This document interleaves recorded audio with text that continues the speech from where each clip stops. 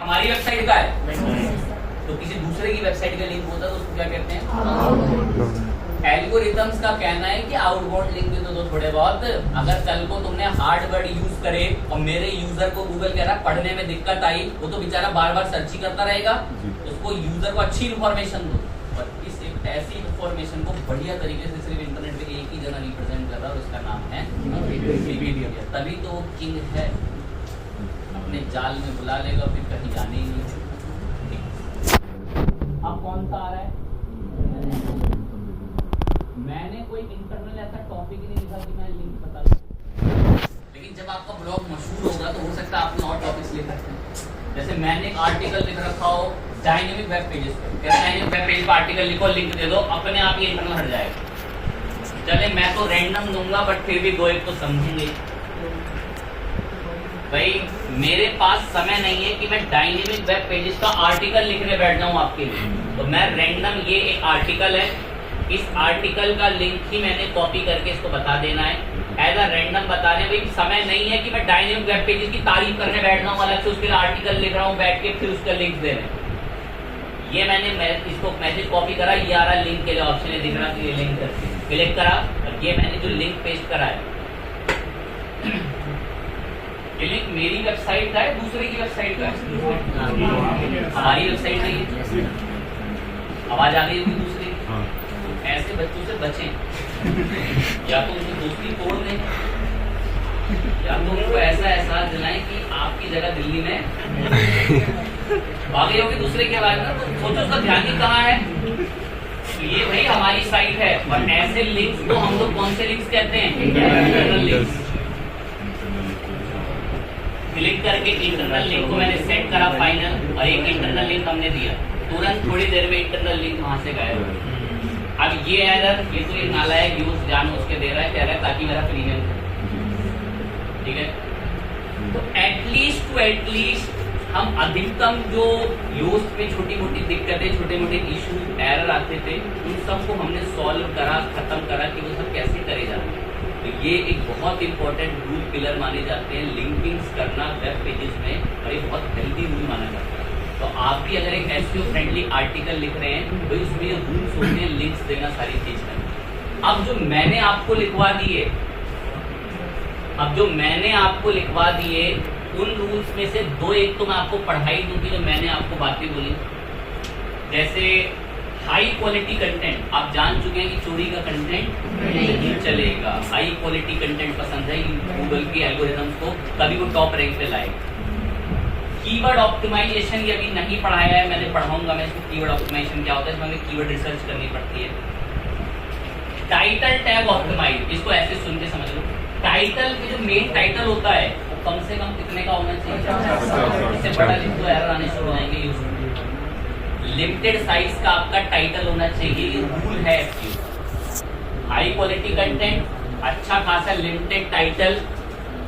अगला Meta description, याद है मेटा डिस्क्रिप्शन देते हैं आप अपने यूज में, वहीं से आता बराबर में सर्च अपीयरेंस के ऑप्शन में।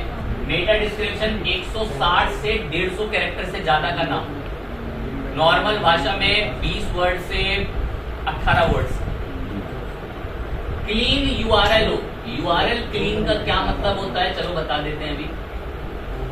हेडर टैग में मतलब हेडिंग्स में जो टॉपिक इस्तेमाल कर रहे हैं हेडिंग्स में, तो हमेशा कौन सी कैटेगरी की हो? H1, H2 और H3। फालतू कोई साइज नहीं बढ़ाना टेक्स्ट का, हमेशा अगर कोई टॉपिक में लिख रहे हैं तो उसे किस में करके लिखें? H1, H2। ये रूल्स हैं, एल्गोरिथम्स पढ़ लेती हैं H1 और H2 टैग्स को। और हमेशा जो मेन टाइटल का कंटेंट है ना वो H1 होना चाहिए। H1 पूरे आर्टिकल में एक बार आता है, ये रूल है, रूल इसमें नहीं लिखा नहीं होगा पर इसको ऐसे याद रखना। H1 टैग पूरे आर्टिकल में कितनी बार आएगा? एक बार। अब पूछा तो 3 बार ले रहे हैं, गूगल का खून के उसको क्रॉलर कभी जाएगा ही नहीं उसको ढूंढने के। हेडिंग से क्या है? हेडिंग टैग देने अच्छे। इमेज ऑप्टिमाइज, आपको जान चुके हैं कि इमेज ऑप्टिमाइज में फाइल का नाम आपको सेम नाम से रखना होता है जो आपके उसका कीवर्ड का नाम होता है, और क्या देने जरूरी होते हैं? Alt tag. फाइल का साइज ज्यादा ना हो, कंप्रेस हो, उसके लिए मैं टूल सिखा दूंगा, दिक्कत ना ले, इसको तो पढ़ ही लिया। इंटरनल लिंक की जाल है ना, उससे कोई बाहर जा ही ना सके, सारी इंफॉर्मेशन हमारे ब्लॉग से ही पड़े। Sir mobile optimization. Mobile optimization क्या करोगे, ये तो ऑलरेडी वर्डप्रेस इतनी बेहतरीन थीम दे देता है, उस थीम को ऑटोमेटिक मोबाइल ऑप्टिमाइज मिलती है। पेज की स्पीड बढ़ानी हो तो पेज की स्पीड बढ़ानी एक ट्रिक से बढ़ती है, कोशिश करते हैं कि हल्की बात उस पर एटलीस्ट कभी शुरू कर दें। तो पेज की स्पीड कैसे बढ़ा करती है उस पर हम लोग थोड़ा सा गौर डालेंगे, तो उसके लिए थोड़ा प्रिपेयर हो जाएंगे। क्या बात चल रही है कि पेज की स्पीड के लिए कौन सा प्लगइन है, देखते हैं, कोशिश करेंगे, डिस्कस करते हैं।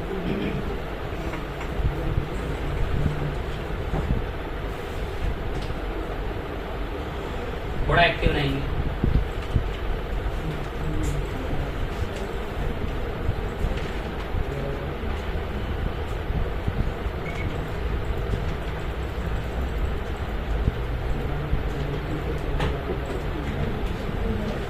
सर पेज की स्पीड मैटर ही क्यों कर रही है,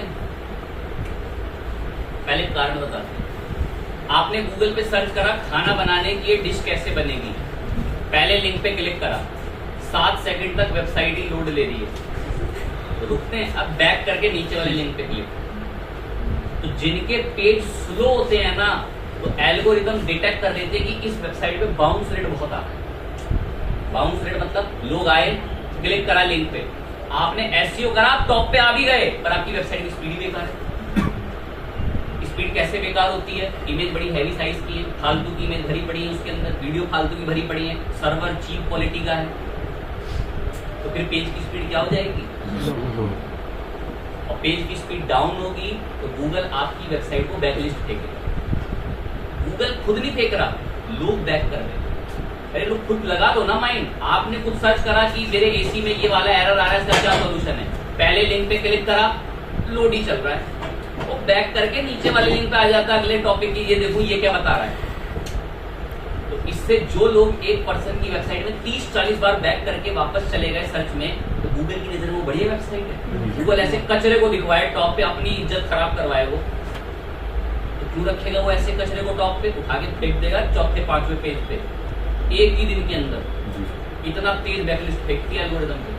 अगर उसकी पेज की स्पीड क्या निकली, पहचानते कैसे हैं सर पेज की स्पीड, टूल आते हैं, एक टूल है जैसे थोड़ा फास्ट ट्रैक पे रहेगा,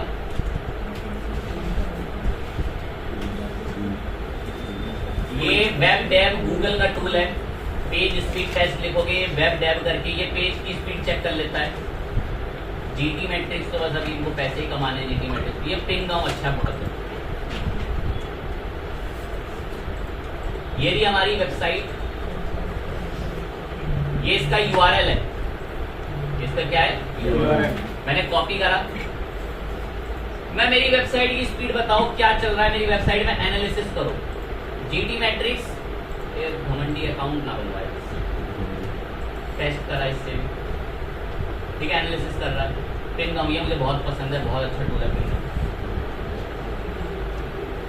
इस वेबसाइट की स्पीड चेक करो, कह रहा कौन सी कंट्री के सर्वर से करूं, मैं हमारी वेबसाइट एशिया में है तो एशिया के सर्वर से करूं, बहुत अलग अलग कंट्री के सर्वर से कर सकता, मैं एशिया के सर्वर से करूं। स्टार्ट टेस्ट, हमारी वेबसाइट चेक कर रहा है कि उसकी क्या स्पीड है। देखो इसने क्या स्पीड बताई, मोबाइल और डेस्कटॉप के मुताबिक ये आपको स्पीड वगैरह सब बताएंगे।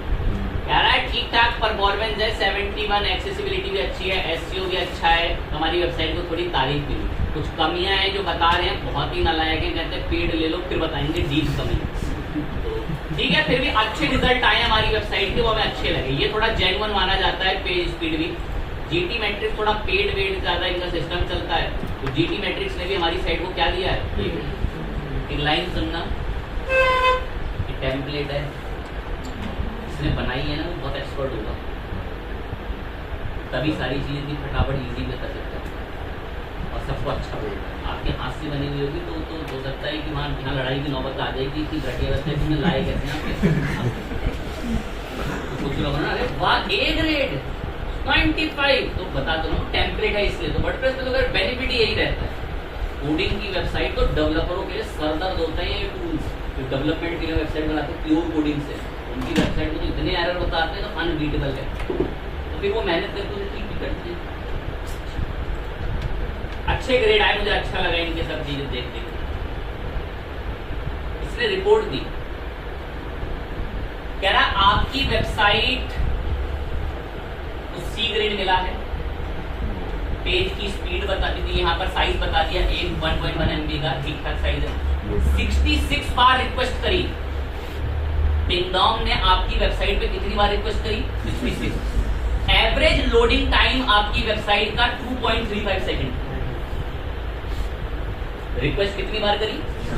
उसमें से एवरेज टाइम ये निकला है, कितनी जल्दी खुल रही है आपकी साइट। ग्रेड भी दे दिया, भाई इससे जल्दी हो जाती तो और अच्छा लगता। ये भी बहुत बढ़िया है। फिर टूल तो बताना ही आपको, इनके लिए टूल आता है, मैं टूल का नाम मैं भी भूल गया, मुझे पॉपुलर में ढूंढना पड़ेगा।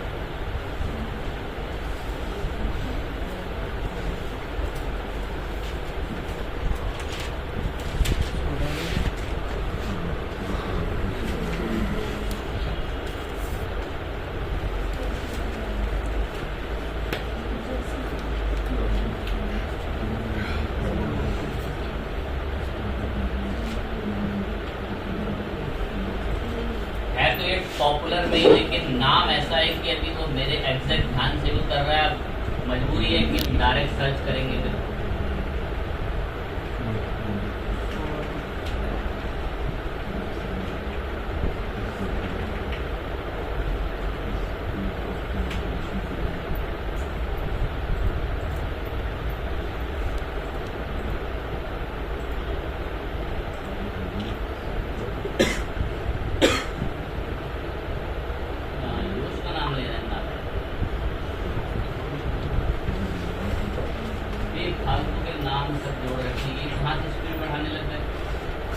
कॉमर्स स्पीड बढ़ाएगा, रैंक कर जाते तो और दूसरे बढ़ाएगा।